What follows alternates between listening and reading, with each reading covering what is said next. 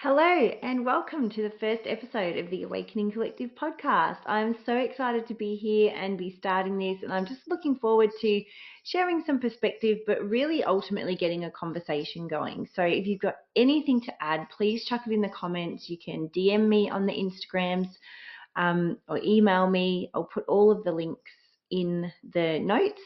But yeah, just to really start opening up a conversation about awakening and ascension and the healing that is involved in that, because I'm finding that so many people feel so alone and so stuck. And so having a community and having a space where you can actually really talk about these things and get this stuff out in the open is just going to really help everybody to move along and to get us all heading in the direction that we want to be going in. So we're going to start right at the beginning today. So what is awakening? And awakening to me is, I define it as an activation, and it doesn't really feel like that. It feels like a lot of people feel burdened because of the huge intensity that comes with it, with the huge intense emotions, the intense healing, and we can really get trapped in a space of it being that way. And for want of a better word, sort of like a victim mentality around the awakening. I really don't like that word, but it's kind of the only way I can sort of explain it where you'll kind of get me. So we kind of get into this downward spiral with it because of the heaviness, and it is a lot, but I like to look at it as an activation. And what is happening, what I believe is happening, especially at this point in time, we've really clicked over into a different point in humanity, is that what's happening is we are actually activating our blueprint. So we've all been off track for so long. We've been so far off the path that we actually came here, that soul's plan, that we've needed this activation to push us back onto the point where we're actually walking in alignment and starting to walk in alignment with who we came here to be and what we came here to do. So I look at awakening and this awakening journey as an activation to back onto our soul's plan and our soul's path, our blueprint, whatever it is that you want to label it as. So, but with that, like I've said, a lot of intensity comes with that, because what we're having to do to get onto that soul's plan is actually break down all the programming that isn't serving us. So we're having to break down the thought patterns, the limiting beliefs that don't belong to us and that were never ours to begin with. We're breaking down all the trauma. We're having to do all of this healing to flush all of the stuff out, all of the sort of toxic energy that is keeping us off that soul's plan. So we awaken, we activate that plan, but in order to get onto it, we have to get rid of all of that stuff that's no longer serving us.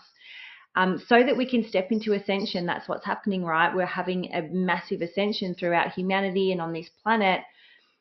But what actually is ascension?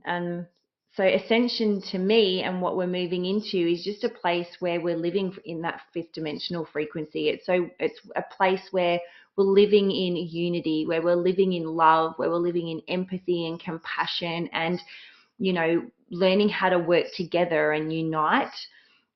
But in order for us to ascend in that way as a collective, we really need to do that within first, which is why that awakening comes, right? We need to be doing all of that inner work, because as within, so without. And we're not going to have anyone come along and save us. It doesn't matter who the prime minister is, or depending where you are in the world, the president is, or who's in charge of this or who's in charge of that. It's up to us as individuals to begin to take our power back, which is what I love to teach. It's stepping into that sovereignty and a place where we're living the way that we came here to live.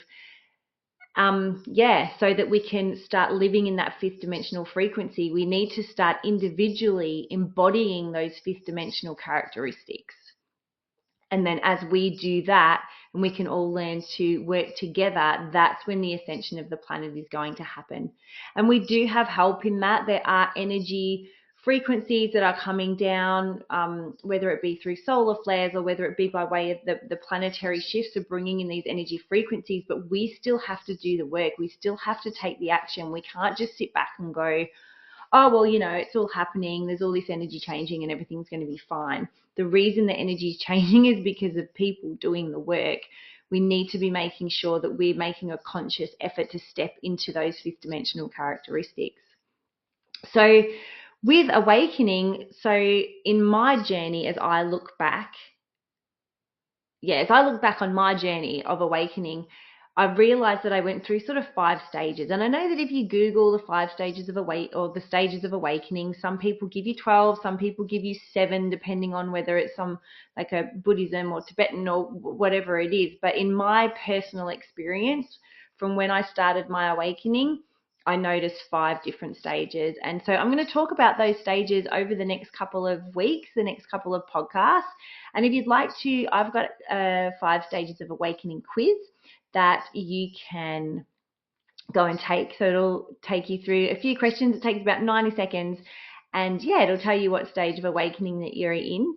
But I'm going to go over them just a little bit quickly. So the first one's the dark night of the soul, and that's that initial awakening when we just, the bottom falls out, and we have all of these beliefs that start falling away. We have all of this deep need to start just looking into our healing and connecting to spirituality.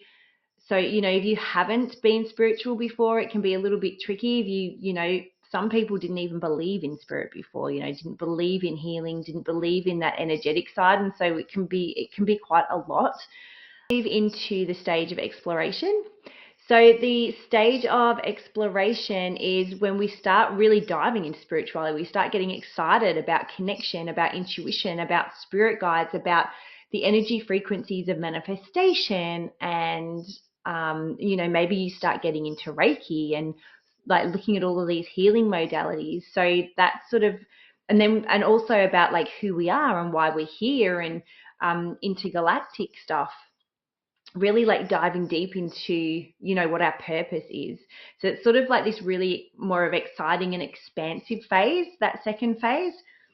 Then we can sort of drop into phase 3. A lot of people don't really go into stage 3, but it is there and it is a lot. And that's the stage where you kind of feel like the weight of the world is on your shoulders and you feel like you need to be waking people up and really shaking them and trying to explain to them what's going on. It's sort of when you get into that sort of rabbit hole of conspiracy theories. And so you start really understanding how we've been manipulated and what's going on in the world. And so you kind of get this really deep sense of fear because we are of that, of being controlled and not knowing how to kind of get out of it.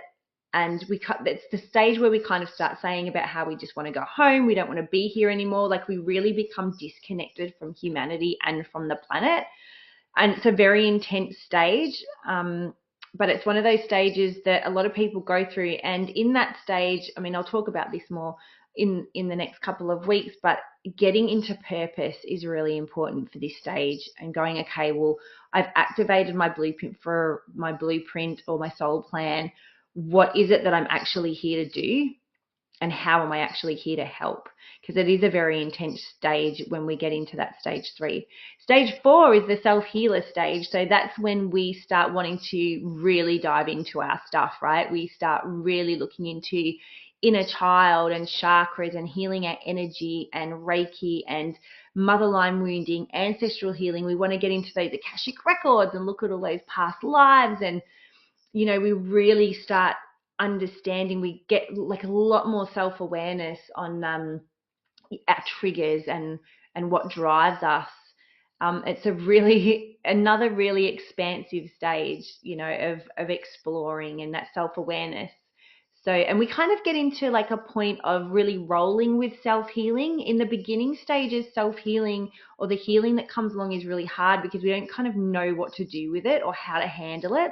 But as we start exploring more in that second phase, and once we get into that self-healer role, we kind of start finding those tools that can help guide us through it on a day-to-day basis, which is another thing I love to help people do. Like I really love giving those tools so that we don't get stuck in a healing phase and we can move through it a lot faster. So something that, we might heal if emotional stuff comes up, in the beginning of our journey, we might drag it with us for 3, 4, 5 weeks, sometimes months. But as we come into that self-healer phase and we start learning those tools, something can come up for healing. We can be having that emotional thing going on, but in 24 hours, we've moved on because we're understanding it. We're learning how to use our energy better. We know how to connect better and to to shift easier. So that's what that stage 4 kind of brings. And then stage 5 is that mission and purpose. You really start getting into, right, what am I here to do? And mission and purpose isn't always about, the fact that maybe you're here to be a healer or a meditation teacher. We're all here with different mission and purpose, and we can be doing that within a role as a school teacher, as a nurse, as somebody who is, a financial advisor, or, there's so many different ways. It might just be working, not just be, but working in retail where, you can just bring happiness and light to somebody's day through really, showing them how to dress well and feel good about themselves, beautician, beautiful like that, or somebody who gives facials, just really allowing somebody to pamper their physical body. And so there's a lot of different ways that we bring that to humanity. But stage 5 is when we kind of really get onto that, and that what I like to call magic manifestation, where manifestation doesn't become about, oh, I need a new car or I want a partner. Manifestation becomes, am I walking my path, and am I walking what I came here to do, and just heralding in the beautiful path that you already set for yourself. So it's stepping into alignment with all the things that you came here to have and experience, which is abundance. It's abundance of joy and love and wealth and health, all of those things. So that's stage 5. So we're going to be discussing those over the next couple of weeks. And yeah, I just wanted to start right at the beginning before we start diving into some much deeper topics. So yeah, if you haven't already, join me on Instagram at Hayley_Hughes224. You can go and have a look at my website, hayleyhughes.com.au. And yeah, stay tuned for the next couple of weeks. Go and take that quiz so that you can see over the next couple of weeks where you fall into. And I'll be giving some tools on the kind of things that you can sort of start doing to help you through these stages and help you navigate your journey a little bit easier. I'm looking forward to getting into deep conversations with you about this kind of thing.